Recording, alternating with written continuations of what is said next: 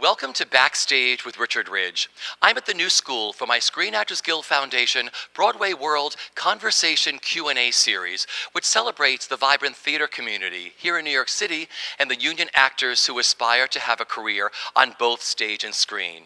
My special guests today are the three stars of the critically acclaimed hit Wolf Hall Parts 1 and 2, which is one of this season's most electrifying theatrical events. They are Nathaniel Parker, who just won the Olivier Award for playing King Henry VIII, Ben Miles, who plays Thomas Cromwell, and Lydia Leonard, who plays Anne Boleyn. Enjoy.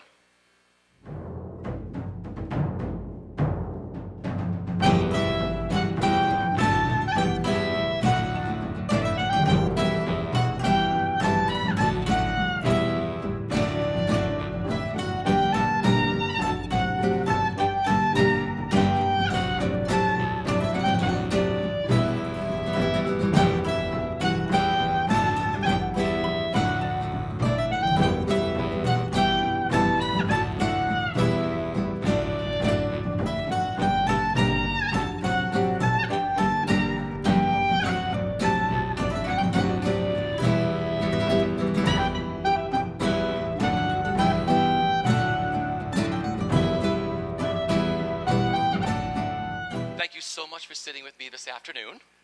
Great pleasure. This is one of the most exciting theatrical events of the season. What are you each enjoying the most about bringing this glorious piece of theater to Broadway that both critics and audiences have embraced? Who wants to start? I'll start. I love these stories. I love the books when I read them. I've been kind of obsessed with them for the last 2 or 3 years. And this is, I think, the most exciting venue we've played, actually. I think the story of Thomas Cromwell, from my personal perspective, is a great story about coming from nowhere and making the best of yourself. And what I feel is that this particular country and this particular city, there's a lot of resonances here about that kind of theme, that kind of story, and so far the New York audiences have been fabulous, and I see no reason why they won't continue to be. And it seems that they really take to this story, and they take to the story of the character Thomas Cromwell, who I play. I think if Cromwell had come here himself, if this city had been around in 1523, he would have loved it. He would never have left. He'd have probably been mayor in a month as well. This place is built for him. These plays sit really well here. We've got a fabulous theatre in the Winter Garden Theatre. The stage is again an evolution of the stages we've had in England, and I think it's the best set, the best stage we've had, absolutely. The script has evolved. I think we've arrived at the most sophisticated, the snappiest, the sharpest script we've ever had, thanks to Hilary Mantel, who's been on this every day since we got here. She only just left a couple of days ago. Every day. She's seen the show more times than anyone else. She is the best writer, isn't she? I mean, in the world, really, at the moment. And not necessarily the best actress. When she gets up there and tries to tell us how the line goes, you're going, okay, we'll take it from here. Yeah. But she's amazing there every day. She's incredible. So I'm thrilled just to bring the stories here. That's what's the most exciting thing is for me. It's just to show our story to the people of New York. Yeah. Lydia, for you. Well, all of that Ben said. And also I think just that the length of time we've been doing this job has actually been really, really rewarding, because it's grown so much in every venue from Stratford to London to here. So often when you finish a job, you think there's that you sort of decompress, and about a month later you think, actually, I should have done it like that. So we sort of had that opportunity every step of the way because we had a little break before coming here. So you get to go, we've got to. So I think everybody in the cast has grown and grown and grown. So it's been really, I've never had that opportunity before to play a part for such a long time in such different, evolving and variations. So that's been really good. Yeah, I have to say, this is the first script I've ever sat round at the table read we had in London. And I knew, for the first time I've ever had a script like that, I just knew this was a hit. I went, oh, okay. This is what we're going to do here. And for me, Stratford was wonderful. It was a theatre, the Swan Theatre. I don't know if anybody here has been there. It's an old-fashioned Shakespearean-style theatre with a stage. If you imagine it like that, it thrusts forward quite far. but quite thin. And it's wooden all the way around, and you think, wow, this is a very Shakespearean place to be. And then we went to the Aldwych in London, which is more like that, and only a little bit thrust forward, and most of it behind the wings. And now we're at the Winter Garden, which is here, like this. And for me, it's the first place that fits my shoulders, as Henry VIII, because I am immensely wide. But I figured when we sat round for that table read that this was where we had to be. It wasn't, the West End was great. That was a target. For a lot of the actors in the company hadn't done the West End. And so a lot of the youngsters were going, oh my God, we might go to the West End. I was thinking, that is not a problem. This is where we have to head. Broadway is where I really want to be. And it was, you know, it's come about. And the moment that was confirmed, the moment when I took a bow on that first night, I promise you I was crying. It was just the most moving thing. And then when we did the opening night, and my daughters and my wife were right there in the audience, I was just going, oh my God.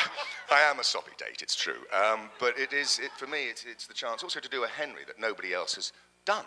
This is not, I think there's often a mantle, if you excuse the pun, a mantle put on actors when they're doing a famous role, like a Hamlet or a Henry VIII, and they're thinking, right, so this is so-and-so's Hamlet or so-and-so's Tempest Henry VIII, whatever it is. This is completely different. This isn't one anybody's seen before. People, of course, have read the books, and so they know roughly what to expect, those people. But otherwise, it hasn't been done like this. Normally, we were joking earlier, it's the chicken bone sucking, thigh slapping, wench grabbing Henry. And I've had a chance, because of Hilary's words, to do something completely different. And it's been wonderful. And from that word go, sitting around with a company that, immense, what a company. This has been our journey to here, and that's why I wanted to come. Beautiful.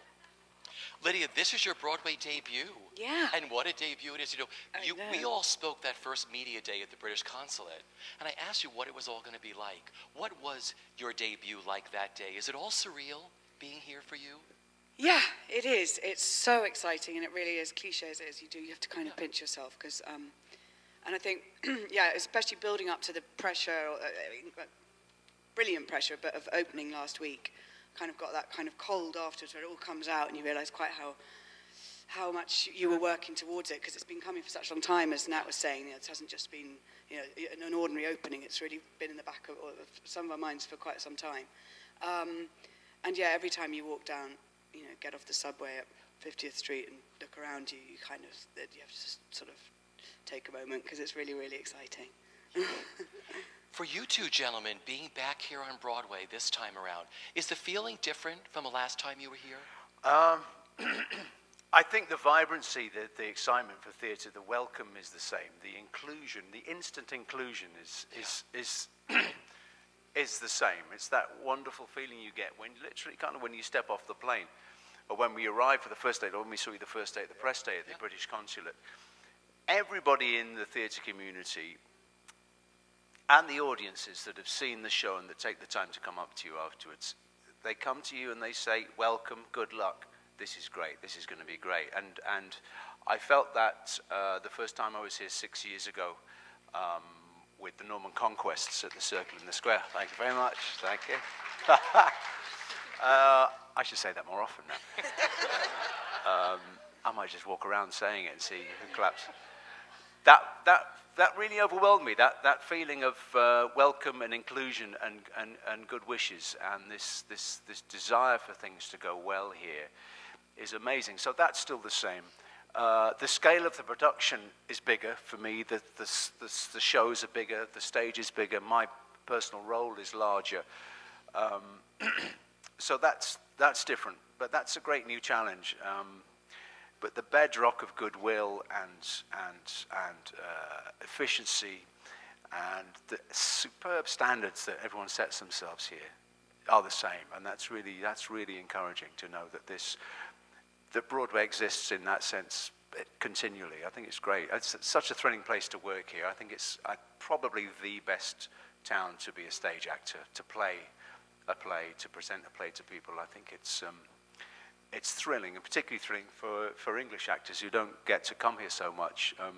We're all, as a company, hugely grateful that we were able to negotiate with Equity the fact that we could all come as a company. There's 21 English actors on one stage in Broadway, and that's, you know, that's no small thing to consider, especially when you think about how many, you know, New York actors are based here, and who, you know, they find it's tough to work. It's tough to work as an actor anywhere. So we're grateful to Equity for that, and it's really wonderful to come as a cohesive unit. Like you say, to bring the show that we sat around and read nearly 2 years ago here, it's thrilling. It really is. Nathaniel, for you being back. The time I was here last was 20-odd years ago now, and it was a very different production. It was a star-led version of Merchant of Venice with Dustin Hoffman, and yes, he was brilliant, actually. He was quite fantastic, I thought, but it was a very different kind of thing, and I have to admit to have not had a great time. I found it quite relentless. I think Bassanio, who's the largest part in the play, actually, Bassanio, is also one of the most boring parts in Shakespeare. And so I remember I went to casting in LA about 6 months afterwards, and the casting director had seen the play. He'd seen our production, and he said, "Oh, you played Bassanio. Okay, who's that?" I went through the plot and tried to explain. He said, "No, can't get you. Thanks very much." Obviously, I didn't get the part, but it's perhaps it was just the way I was playing it. Let's be honest. But it was Your shoulders were too small. No, I think I might have been obscuring Hoffman. Actually, that was the problem. But this is a very different experience. As Ben says, the welcome has been immense, and the audience.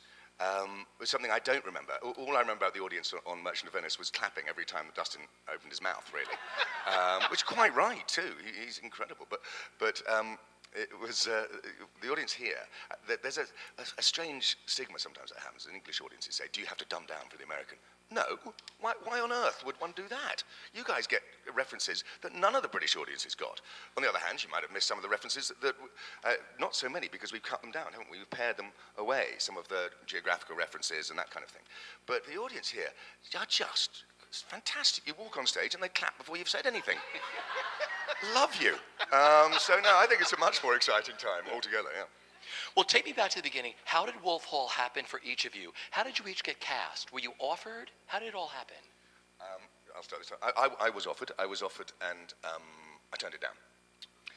Twice. Really? Yes, that is how stupid I am. I was doing a play at the time called The Audience, which is now here as well, with Helen Mirren. And I was doing that in the West End, and one of the co-producers on that is our producer here, our London producer here, Playful, who partners with RSC. And they said, Georgia and Matt, who run Playful for us, said, do you want to do this? I went, no, honestly, I don't do any more theatre. I mean, that's enough for me now. It's too much time away from home. Then they came back following me and said, please do it. And I was going, no, don't pay enough, frankly. I need to go and earn some money. And then they gave me the script, and I went, oh, damn. And then I met with Jeremy, and our amazing director. And I have to admit to coming out of that meeting a little bit shell-shocked when I said to him, this is such a cinematic script, how are you going to do it? He said, oh, just move the characters around as quickly as possible. On and off the stage as quick as you can. And I thought, and he's a sort of 6'4" giant with this lumbering thing that goes like this, and I thought, that's not the answer I wanted. You know, I wanted something clever, and I happened to be doing a radio play that day, and I went to work, and a wonderful actress called Penelope Wilton was in it, who's one of Jeremy's muses, really, and she said, I hear you're working with Jeremy, and I said, I don't know. She said, no, you must. He's the best. And so that persuaded me, and that was what, that afternoon I went, all right, I'll do it. And it has been the most wonderfully rewarding experience. Jeremy's now such a good mate, and I think he's one of the best directors on the planet at the moment. I can't see a rival, but so that's how I came to it, and I'm bloody glad I did. As are we. Lydia, for you. I did a reading of the play probably about 3.5 years ago, and I wasn't working, and you did one of these rehearsed readings, which I'm sure lots of people do. And I wasn't reading Anne. I was reading the plays were both about 4 hours long at that point. I was reading sort of about 5 different people called Mary and like 3 different Elizabeths, none of whom are actually still in the play, and another fantastic actress was reading Anne. Anyway, so and I thought, because they were so long, because they were in development, and I thought, because I'm not normally a fan of adaptations really on the stage, so it's really testament to everyone involved how these really stand on their own. So I wasn't at all like that enthusiastic at the prospect of it, and I knew, well, I thought, anyway, I could see that I definitely related to the character of Anne, and I could see that would be a possibility that this was going to be offered to me. And then, lo and behold, a year and a half later, I went and met Jeremy, and he offered me the part. And I have to say, I was quite reluctant about doing it stupidly, because I had no idea of how popular the books were already. And then when people told me, I just thought, well, that's an even more of an obstacle to doing an adaptation, because you've got so much to live up to. But again, Nat really wanted to work with Jeremy Herrin, who I really admired, and thank goodness I did, because it's just, and the role was incredible, obviously. So, and it's just turned out to be the most extraordinary experience. So, thank goodness. Just goes to show. See, Ben, for you. No taste. I lost a bet. No, I got a call. I got a phone call from my agent. I remember I was sat in my car about to set off somewhere, and the phone rang, and they said, "Do they want you to play Thomas Cromwell in Wolf Hall at the RSC?" And it came from nowhere. I heard it was happening a while before that. I think this was April 2013, and October 2012, I bumped into an old mate of mine who's a producer at the RSC at my local subway station, tube station we call it. And I said, "I hear you're doing Wolf Hall at the RSC." He said, "Yeah, I think we are. And I said to him, "I'd love to see the scripts, just out of interest, because I was reading the books at the time." And he said, "Would you really?" I said, "Yeah, I would." He said, "Okay." And as I say, that was October, November, and then the following spring, I get a phone call with the offer to play Thomas Cromwell. Nothing had happened in between at all. So you've got to be careful who you meet on the subway. Were you still in your car? What? Were you still in your car? I was, yeah. 4 months I've been in the car. I have a bad sense of direction. And that was it. I said a few expletives and was amazed, and then began the process of, I met with Jeremy. He took me out for a lovely dinner at a restaurant at the Globe Theatre, and we hardly talked about the play. We sort of drank and ate, and it was lovely. And at the end of that, he said, "I'm very excited," and I said, "I'm very excited," and then I looked at drafts of the script, and we worked on the script, and we had a few readings before we started rehearsing properly, and the full cast was assembled.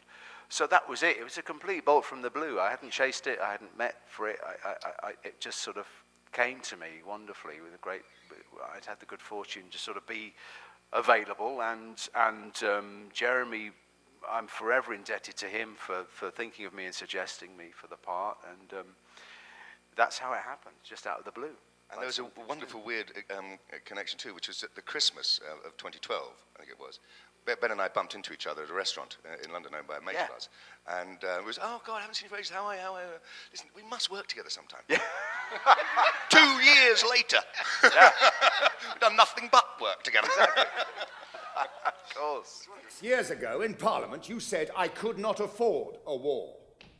7 years ago, Majesty, no ruler in history has ever been able to afford a war. Wars are not affordable things. No prince ever says to himself, "This is my budget, so this is the kind of war I can have."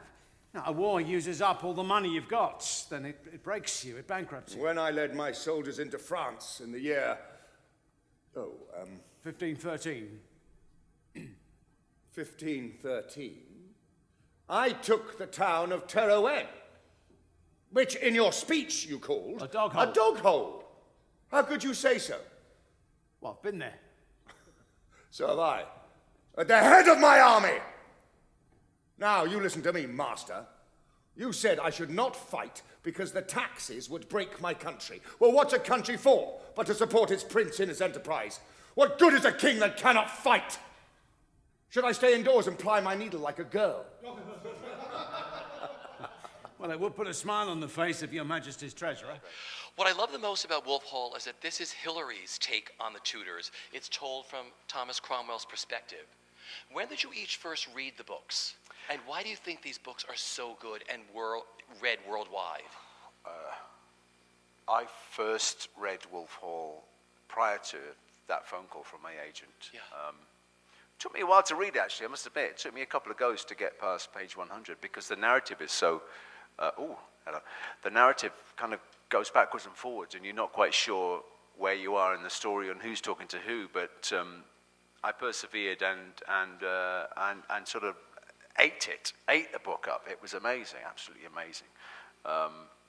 So that was my experience of Wolf Hall before the offer. These books they're unique, you know. It is Hilary's version of Thomas Cromwell's version of events, but they're just so beautifully written. They're great, amazing characters that are drawn in the books. They're perfect for actors. They're perfect character studies for actors. I haven't had to really research any more than the two books that Hilary's written for this role. Normally you have to sort of go into all kinds of stuff, but there it was in 2 books. That was enough. That's more than enough. I'm still going back to them, even now, you know. But they're not just historical novels. Yes, they are, and they're set in a period of history that is of interest to a lot of people globally, particularly in the UK and I think in the US. But they're more than that. They're wonderful human stories. They have such detail. The themes are immense. They really are. I mean, you know, I could bang on about it for ages, but I won't. But they're just very, very unique, special books. And one of the amazing results of these books is that Hilary, I think, has kind of redrawn history. She's kind of she's set a new template, a new benchmark for that period. But she hasn't written historical academic books. She's written novels.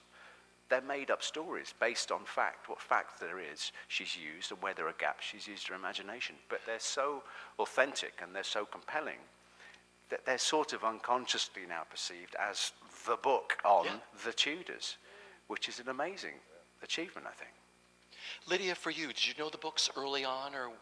No, I read the books because I got offered the part, and luckily I had about 3 months, so I had a lovely summer actually just sitting in my parents' garden reading them, and I mean, they're just incredible. And I think it's rather like seeing the plays. It's really good to come and see them all in one day. It's quite nice to have been forced to read both books back to back in a kind of binge. So they're extraordinary. And as Hilary kept saying, or Jeremy or someone, the thing about which comes really clearly in the books, which you think would be a given, but isn't in historical writing, is that it's not history for them. So that they're such truthful, modern themes. So it's not right reading history when you're looking at the personality types and the interactions between them.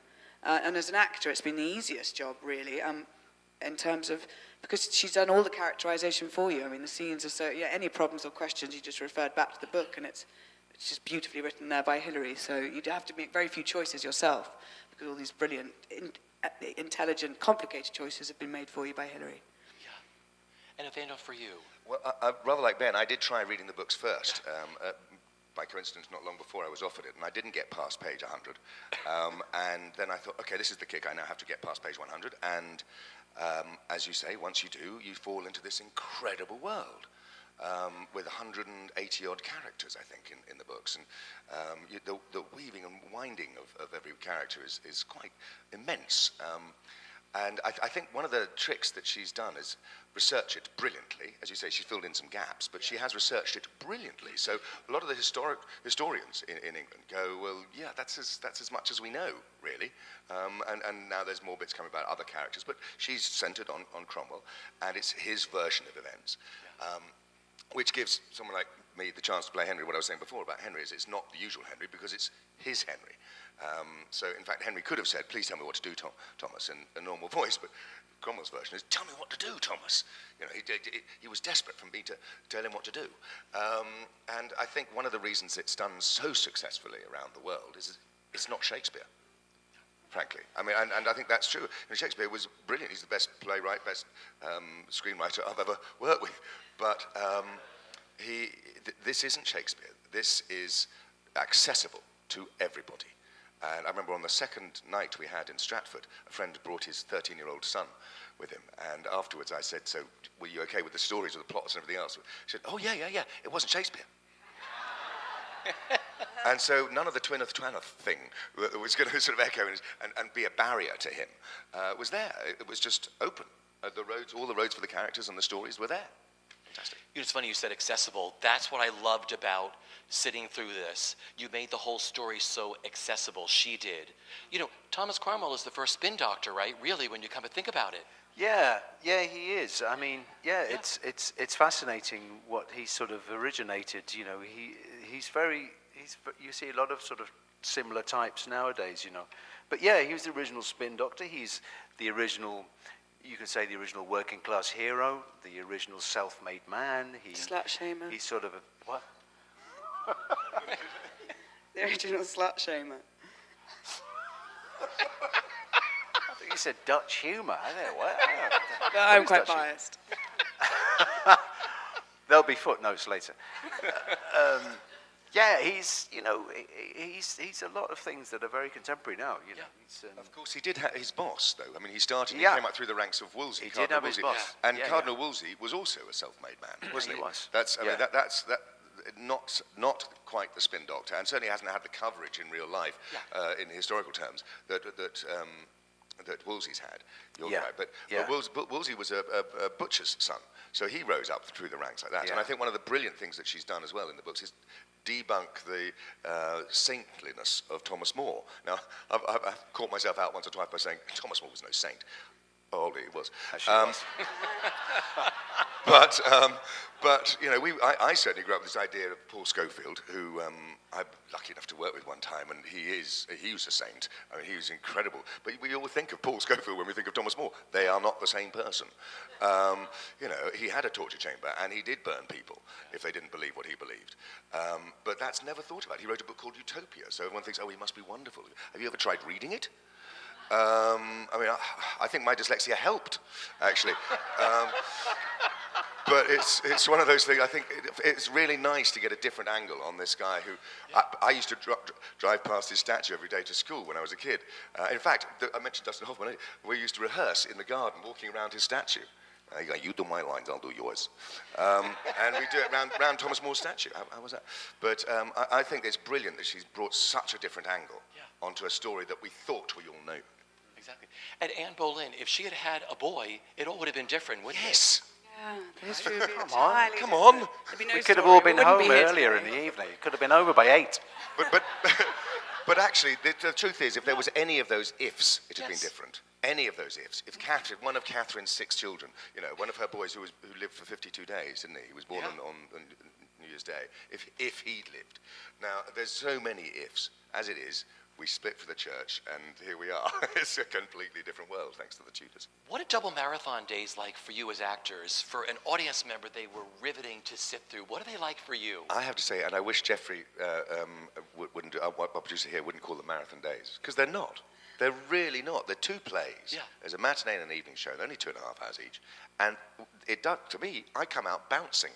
Yeah. Most of the audience I know come out bouncing. It doesn't feel like a marathon. A marathon, you're exhausted at the end of it. That's just not what it feels like to me. How about you? I mean, after the first show, I'll come out doing this. After the first show, I'll come out doing this. And then, I know, it's a 2-hour break or something. And after the first hour, I'll be doing this, and then it's go. And I do need to sleep for half an hour. But it's, I think it's great. And it's the best way to see it because you get the whole story, you get the whole picture. And I think there's something about the company that plays it better. Yeah. I mean, I don't mean to say we don't do everything we can on single days, obviously, but it's just the follow-through. It's lovely to tell a whole story. Well, a whole story, there's a 3rd one coming. Yes. I'm sure it's, probably must be exhausting for Ben being on stage the entire time. I agree with Nat, though, and particularly, like, normally when you do matinee days, you have that, particularly if you're doing a long run, slight, like, right, you have to just summon up the energy to do it all over again, so which you don't have. It's wonderful, because you're just going on with the story, so energy-wise, it's much easier than your average 2-show, from the actor's point of view, average 2-show day. But yeah, I mean, they're invigorating. They really are. And you're right, Nat. There's a great satisfaction in telling the whole story in one day to usually the same bunch of people. who come back for the second show, they're not marathons. When the Norman Conquest, when I was here before, we did 3 shows in a day. That was more like a sort of marathon. And we were all on stage most of the time. You know, we'd start our first show was 11 a.m. and we get out of the theatre at about 11 p.m. It was like a 12-hour actathon. But fun nonetheless. But it's very exciting to do double days. It really is, because I say you tell the whole story. You tell the whole audience. thing. You're right. The audience. You come out for the second one, and most of them have seen it because most of them do buy it. Most people do buy in doubles, and I've seen people in the front row go, they're back. And you go, wow, that's what better buzz for an actor to start a play with an audience doing that. Yeah, fantastic. Tell him, Cromwell. I wish it made clear to your master and to all Europe that a bill is going through Parliament which settles the succession of England on my children. Mine, and not Catherine's.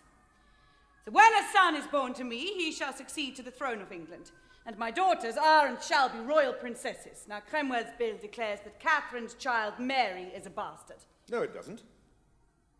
What? Well, not exactly. Well, she's not. How is she not? Catherine was never your wife. That is true. She was never your wife, so the child you got on her is a bastard. Is that not so, Cromwell? My bill puts Mary out of the line of succession. It is enough. No, it is not enough. Well, it is as good No, as... it is no good to me. I want her made a bastard. Your bill will make her a bastard. Madam, we don't want to provoke. We don't want to provoke, without good cause, her cousin, the Emperor. Oh, you don't want to provoke him? No.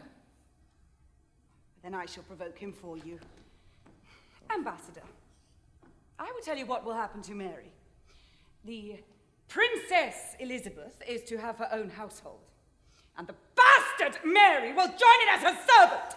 Now she will go on her knees to my daughter, and if she refuses to bend her knee, then she will be beaten and buffeted until she does bend. She will call my daughter princess, or I will make her suffer. If you could sum up, each of you, the best part of the experience with working on Wolf Hall, what is it for each of you? The company. Yeah. Why? Just, it's an amazing company. I think I've never felt so supported and so safe, and yet so able to take risks. Yeah. You know, I think it's a brilliant feeling. Every night I get out there and it's become my happy place completely. I know it sounds corny and silly, but it's true. You get out there and just go, oh yeah, and it starts with looking in Ben's eyes in the dark. And every night we do these shark-like eyes. No, we look at each other. We look at each other. We just go, that's it. That's enough. We did do it. And then we're off, aren't we? And they are. Occasionally, there's a spark in you. They try and make me laugh. Yeah, sometimes it's true. Try to pull a funny face. And then we finish it together. It's just great. It's just brilliant. It's a privilege. Yeah. It's a privilege every night. Lydia, for you. Working with you guys. Hey. And coming to New York, it's just been, coming to Broadway is incredible. So probably is the best. Yeah. Ben, for you. Both those things. The company has been amazing.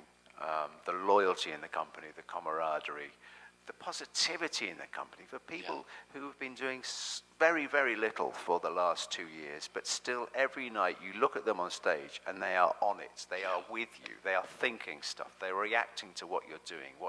If you're looking at, they react, you know. And I'm filled with such admiration for everyone in the company for being so committed to this show. New York,